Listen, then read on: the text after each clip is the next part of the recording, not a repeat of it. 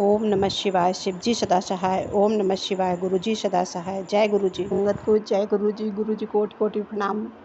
संगत जी, शिव महापुराण रुद्र संहिता भाग 2 का 37 अध्याय चल रहा है।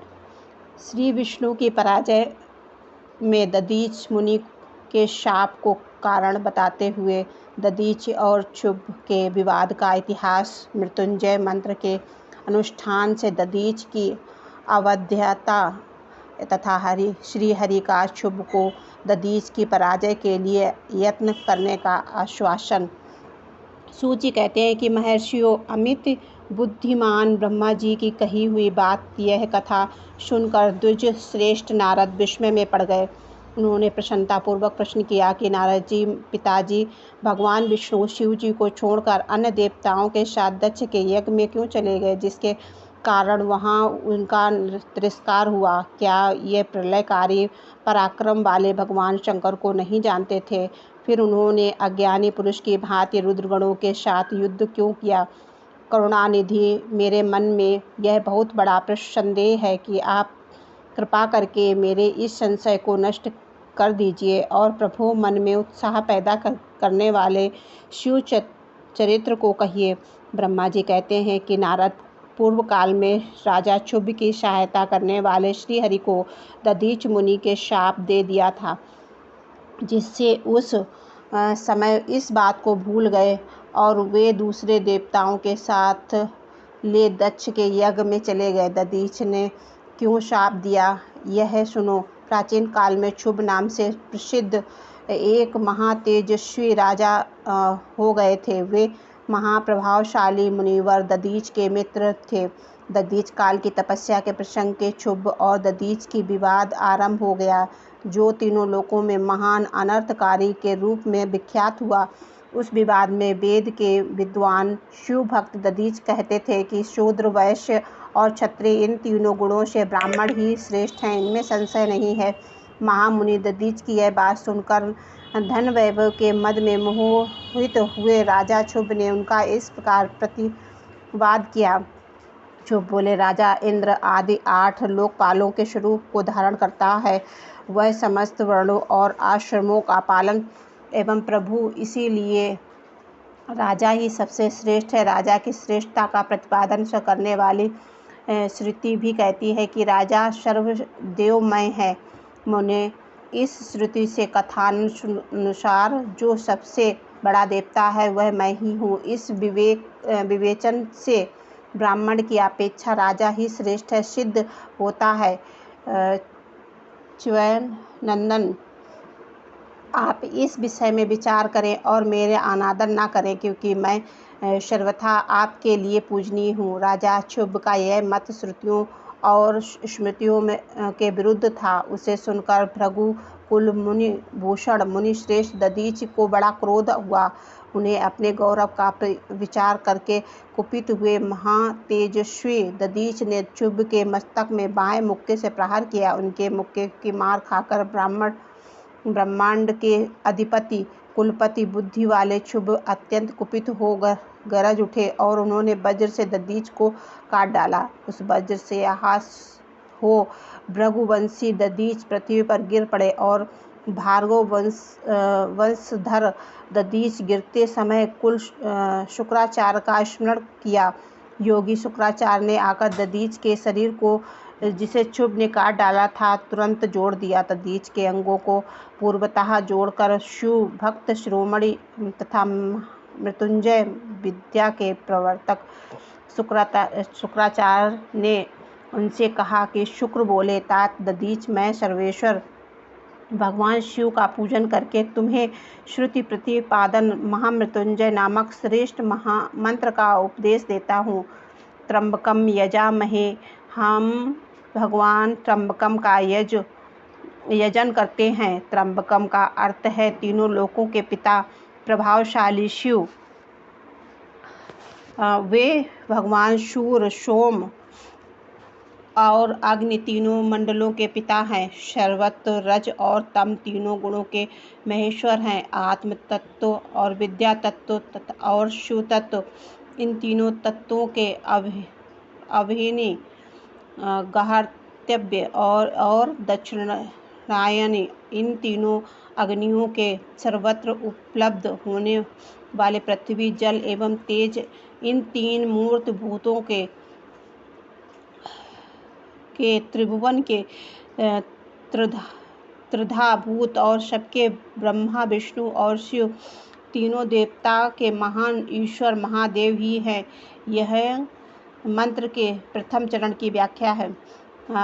मंत्र का द्वितीय चरण सुगंधिम पुष्टवर्धनम। जैसे फूलों में उत्तम गंध होती है, उसी प्रकार वे भगवान शिव संपूर्ण भूतों में तीनों गुणों के समस्त कृतियों और इंद्रियों के अन्य देवताओं और गणों के उनके प्रकाश का सार तत्व आत्मा के रूप में व्याप्त है। अतः सुगंधम युक्त संपूर्ण देवताओं के ईश्वर हैं।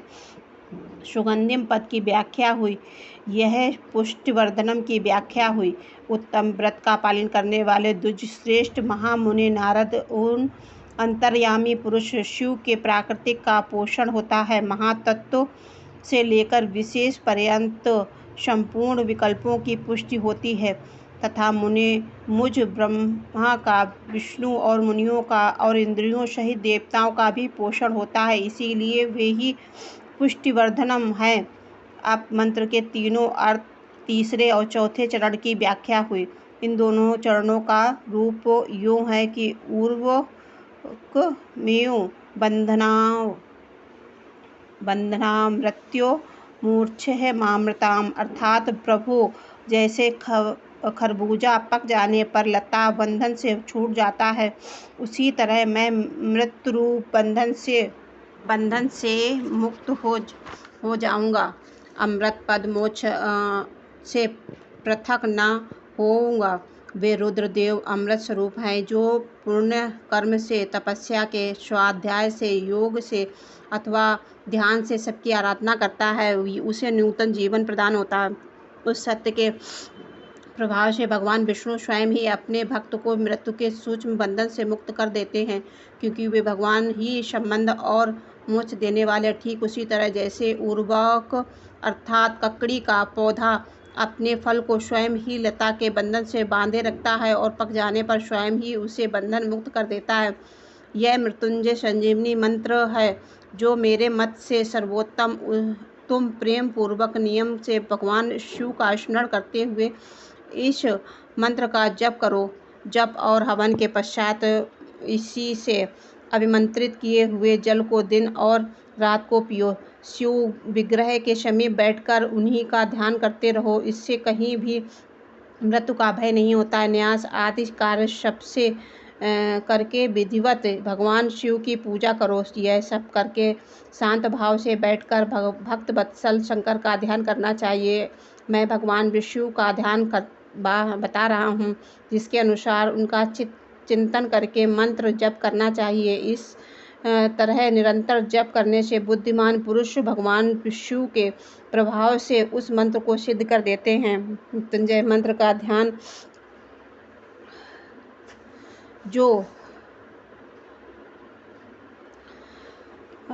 अपने को कर कमलों में रखे हुए है, दो कमलों से जल निकालकर उसमें से ऊपर दो हाथों द्वारा अपने मस्तक को सींचते हैं, अन्य दो हाथों से दो घड़े लिए उन्हें अपनी गोद में रखे हुए तथा शेष दो हाथों में रुद्र और मृग मुद्रा धारण करते हैं। इनके कमल के समान आसन पर बैठे हैं, सिर पर स्थित चंद्रमा से निरंतर झड़ते रहते हैं। अमृत से जीवा सारा शरीर भीगा हुआ है तथा जो 3 नेत्र धारण करने वाले हैं, भगवान मृत्युंजय मंत्र का, जिनके साथ गिरिराज नंदिनी उमा भी विराजमान है, मैं भजन चिंतन करता हूँ। ब्रह्मा जी कहते हैं कि तात मुनि श्रेष्ठ दधीच को इस प्रकार उपदेश देकर शुक्राचार्य भगवान शंकर का स्मरण करते हुए अपने स्थान को लौट गए। उस पर बात सुनकर महामुनि दधीच बड़े प्रेम से शिव की स्मरण करते हुए तपस्या के लिए वन में गए। वहां आकर उन्होंने विधि पूर्वक महामृत्युंजय मंत्र का जप और प्रेम पूर्वक भगवान शिव का चिंतन करते हुए तपस्या प्रारंभ की। दीर्घकाल तक उस मंत्र का जप और तपस्या द्वारा भगवान शंकर की आराधना करके दधीच के महामृत्युंजय मंत्र शिव को संतुष्ट किया। महामुनि उस तप से प्रसन्नचित्त हुए। भक्त वत्सल भगवान शिव दधीच के प्रेम बस उनके सामने प्रकट हो गए। अपने प्रभु शंभु साक्षात दर्शन करके मुनीश्वर दधीच की बड़ी प्रसन्नता हुई। उन्होंने विधि पूर्वक प्रणाम करके दोनों हाथ जोड़कर भक्ति भाव से शंकर का स्तवन किया। तात मुनि तदंतर मुनि के प्रेम में प्रसन्न हुए। शिव के च्यवन कुमार दधीच ने कहा कि तुम वर मांगो। भगवान शिव का यह वचन सुनकर भक्त शिरोमणि दधीच दोनों हाथ जोड़कर नतमस्तक हो भक्तवत्सल शरण के शंकर से बोले कि दधीच ने कहा कि देव महादेव मुझमें 3 बार वर दीजिए जिसमें हड्डी वज्र हो जाए, मेरा कोई वध न कर सके और मैं सर्वत्र अधीन रहूं, कभी मुझमें दीनता न आए। दधीच का यह वचन सुनकर प्रसन्न हुए परमेश्वर शिव ने तथास्तु कहकर उन्हें वे 3 वर दे दिए। शिव जी से 3 वर पाकर वेद मार्ग में प्रतिष्ठित महामुनि दधीच आनंद मग्न हो गए और शीघ्र ही राजा शुभ के स्थान में गए। महादेव से अवधता वज्रमय अस्तित्व और आधीनता पाकर दधीच ने राजेंद्र शुभ के मस्तक पर लात मारी। फिर तो राजा शुभ भी क्रोध से दधीच पर वज्र से प्रहार किया हुए भगवान विष्णु के गौरव से अधिक गर्व से भरे हुए थे, परंतु शुभ का चलाया हुआ वह वज्र हमेशा शिव के प्रभाव से महात्मा दधीच का नाश न कर सका।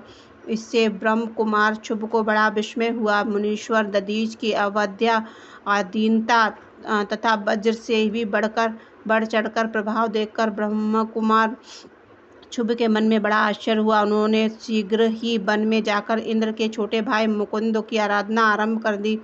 वे शरणागत पालक नरेंद्र मृत्युंजय जनक सेवक दधीच के पराजित हो गए थे। शुभ की ये पूजा से गरुड़ ध्वज भगवान मधुसूदन संतुष्ट हुए। उन्होंने राजा को दिव्य दृष्टि प्रदान की। उस दिव्य दृष्टि से ही जनार्दन देव का दर्शन करके उस गरुड़ ध्वज को शुभ ने प्रणाम किया और प्रिय वचनों द्वारा उनकी स्तुति की। इस प्रकार देवेश्वर आदि से प्रसन्नित उस अजय ईश्वर नारायण देव का पूजन और स्तवन करके राजा ने भक्ति भाव से उनकी ओर देखा तथा जनार्दन चरणों में मस्तक झुकाकर प्रणाम करके के पश्चात उन्हें अपना अभिप्राय सूचित किया। राजा बोले, भगवान दधीच नाम से प्रसिद्ध एक ब्राह्मण है जो धर्म के दाता हैं। उनके हृदय में विनय का भाव है। वे पहले मेरे मित्र थे। इन दिनों रोग शोक से रहित मृत्युंजय महादेव की आराधना करके वे उनके कल्याणकारी शिव के प्रभाव से समस्त अस्त्रों द्वारा सदा के लिए अवध्य हो गए हैं। एक दिन उस महातपस्वी दधीच ने भरी सभा में आकर अपने बाएं पैर से मेरे मस्तक पर बड़े वेग से अवहेलना पूर्वक प्रहार किया और बड़े गर्व से कहा कि मैं किसी से नहीं डरता। हे मृत्युंजय से उत्तम वर पाकर अनुपम गर्व से भर गए हैं।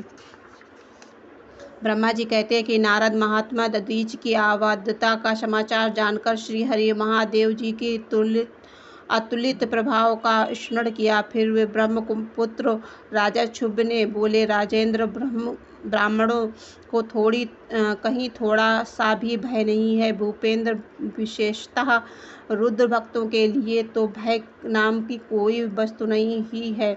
यदि मैं तुम्हारी ओर से कुछ करूं तो ब्राह्मण दधीच को कुछ होगा और वह मुझ जैसे देवता के लिए भी शाप का कारण बन जाएगा। राजेंद्र, दधीच के शाप से दक्ष के यज्ञ में सुरेश्वर शिव की मेरी पराजय होगी और फिर मेरा उत्थान भी होगा। महाराज, इसीलिए मैं तुम्हारे साथ रहकर कुछ करना नहीं चाहता।